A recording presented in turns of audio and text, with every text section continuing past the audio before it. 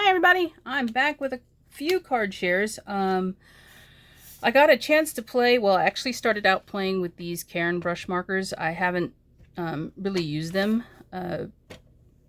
since I purchased them, and so I wanted to just kind of play with some things and some new stuff that I got and hadn't had a chance to use yet. So I started playing out with this, using this stamp set. Let's see. I want to show you what I used. This stamp set called Graceful Wings from Paper Tray Ink. And it has a very large butterfly. You can see it right here. When you layer up the stamp, it makes a botanical pattern inside of the butterfly. I didn't do that.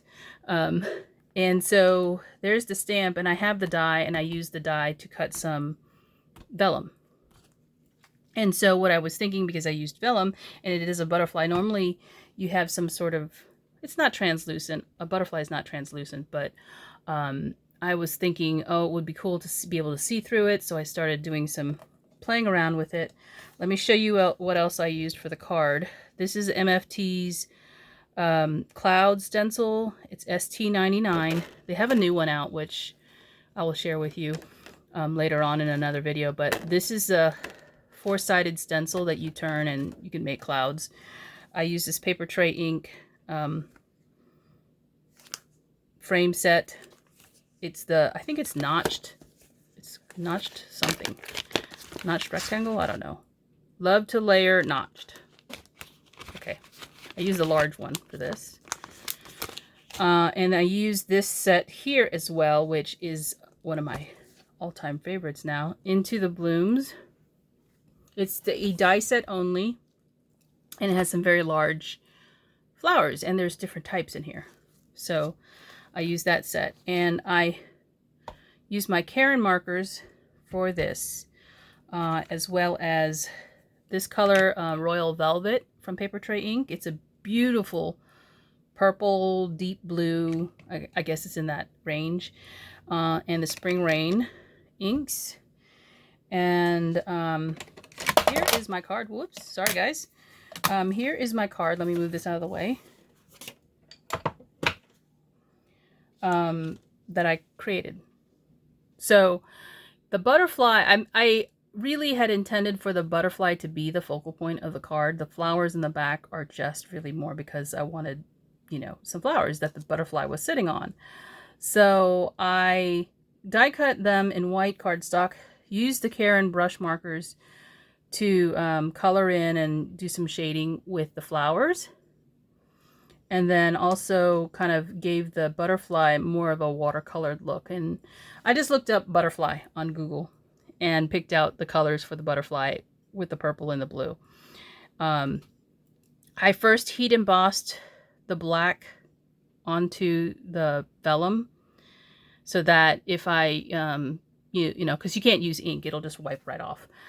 So I heat embossed that, and then I went in with the ink colors. And the Cairn brush markers use a dye ink. So once it's dry, it doesn't move a whole lot. So you have some working time with it, and you can use water on top of that. That gives it that watercolory look to it. So this is my first card, and then you can see I use a stencil. Here for You Always, the sentiment is actually inside the same stamp set that I was using. And so all of the flowers are made using the Cairn brush markers as well as the butterfly, but the inks for the clouds and the sentiment are from Paper Tray Ink. And then the cardstock is also from Paper Tray. All of this cardstock. They do sell a nice heavyweight vellum that I like.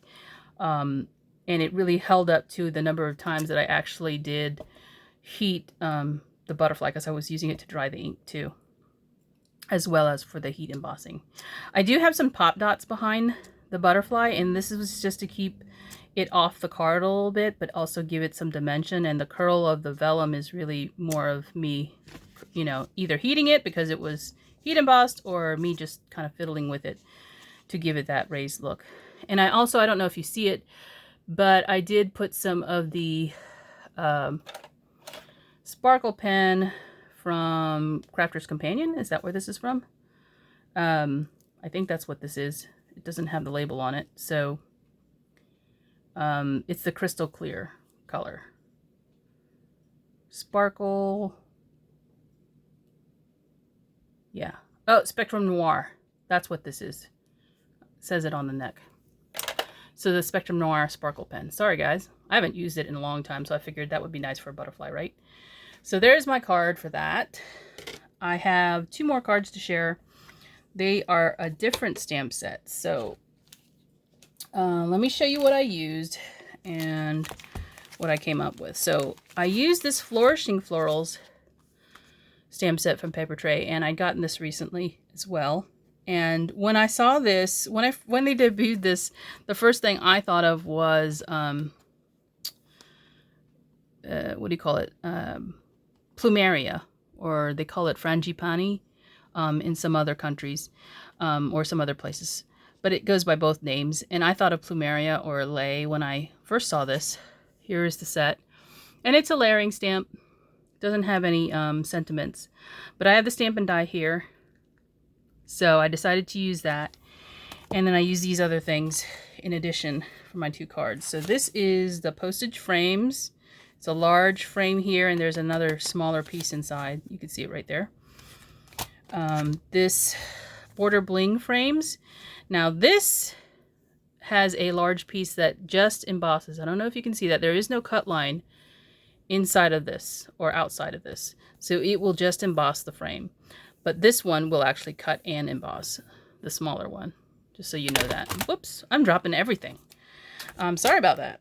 And then this one, I use a sentiment from this beautiful bouquet. I use the Flowers for You. And also from this set, which was given to me from Vicky. I think Vicky gave me this one.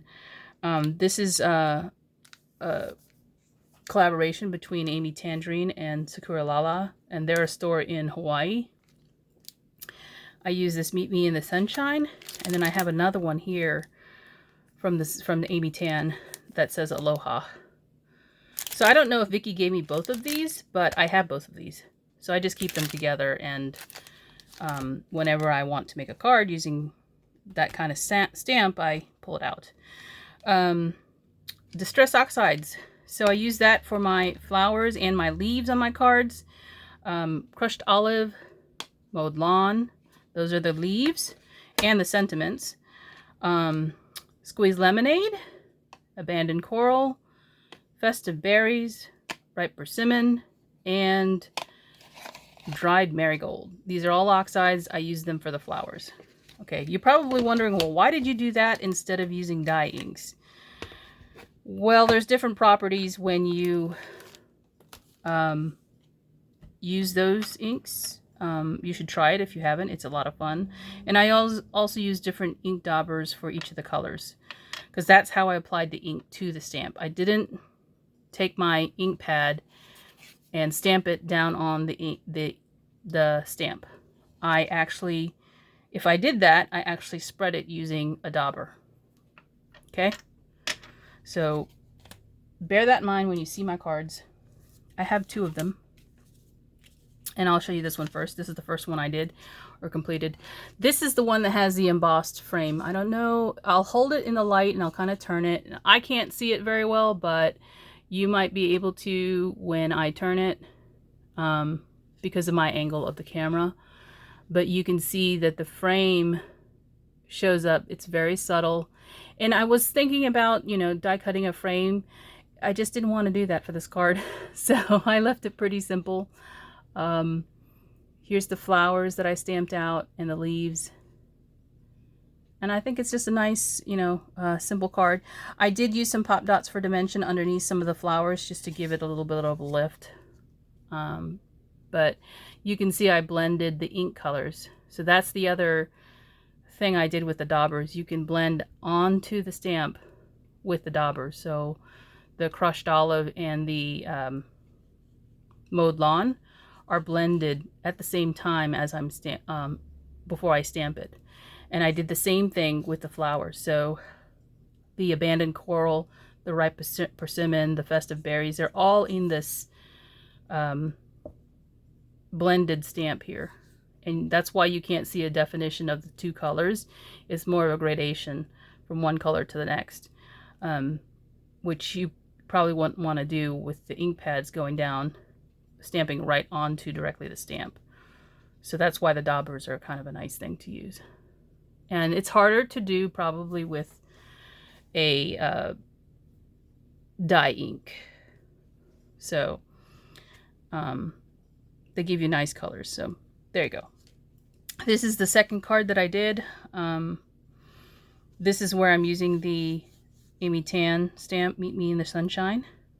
So I did cut the big border here, postage stamp border, and then use the flowers around it like a frame. So I thought that was nice. It's a nice window, right? And then I have a big Aloha stamped inside. So those are the cards that I played with this weekend. I got some crafty time, and I hope you enjoyed my video, and I will be back for more. Bye for now.